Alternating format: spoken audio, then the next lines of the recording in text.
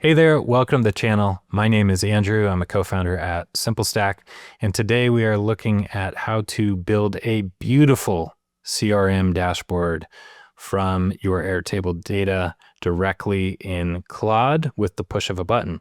If that sounds interesting to you, let's get into it. Okay, so we are here in our Airtable base. This is the data that we're going to use to build a beautiful artifact in Claude, a dashboard, a sales dashboard. And we have a version of that that's in an interface, but we're basically going to put this thing on steroids. You know, this has a lot of white space.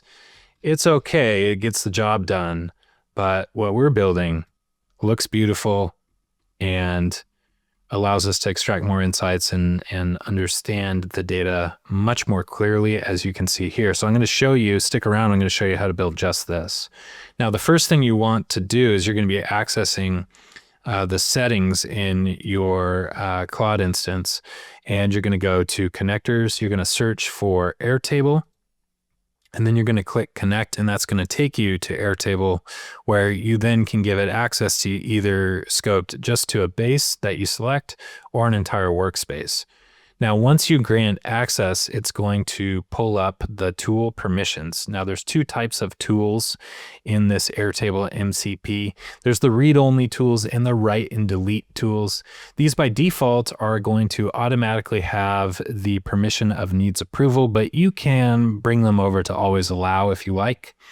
Or just leave these all as needs approval. The other option is if for a certain reason, for instance, you don't want to allow Claude to delete records as an example, which maybe is a good idea when you're first learning how to use this, you can decide that that action is blocked.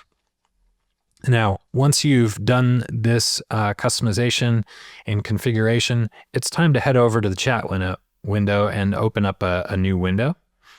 Now, I have preloaded a prompt in here and we're going to start to run it. But let me tell you exactly what you should have in your prompt. Now, you don't need to copy this prompt word for word. I will put it in the description for you to borrow if you want. But there are three things that your prompt should have. So the first is you should tell it that you want this to be an HTML artifact.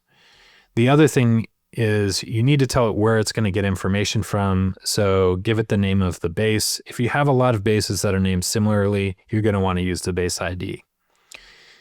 The last thing that this must have is telling it what table to look at. Now it can guess this information, but let's just make it easy for Claude. And so we're going to tell it, and then we're going to tell it some of the insights that we want to see and some of the ideas that we have.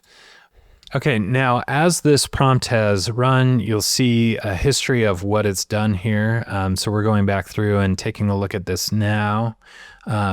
So you'll see that it searches the tools. It finds the app ID for the base ID for Claude CRM. It finds the opportunities in the teams table, and it uses Python to structure the data with a script.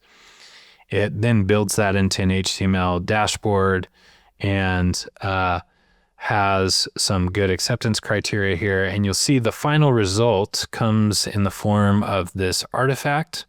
And what's cool about that is you can go ahead and publish that. So now you've got a link that you can share with others, and they can access this dashboard directly in full screen in their browser. Okay. So this is how you can use the Airtable MCP to build a sales dashboard from your Airtable data. I hope it was interesting. I hope it was helpful, and I will see you in the next video.